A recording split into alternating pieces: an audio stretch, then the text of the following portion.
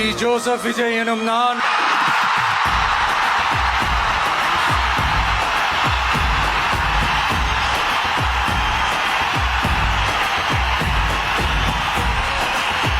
சட்டப்படி அமைக்கப்பெற்ற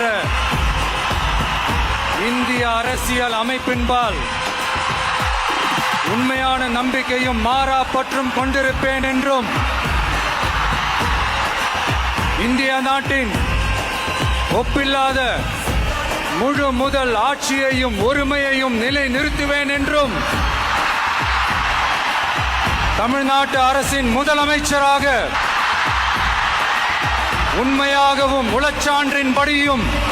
என் கடமைகளை நிறைவேற்றுவேன் என்றும் அரசியல் அமைப்பிற்கும் சட்டத்திற்கும் இணங்க அச்சமும் ஒருதலை சார்பும் இன்றி விருப்பு வெறுப்பை விலக்கி பலதரப்பட்ட மக்கள் அனைவருக்கும் நேர்மையானதை செய்வேன் என்றும் ஆண்டவன் மீது ஆணையிட்டு உறுதிமொழிகிறேன்.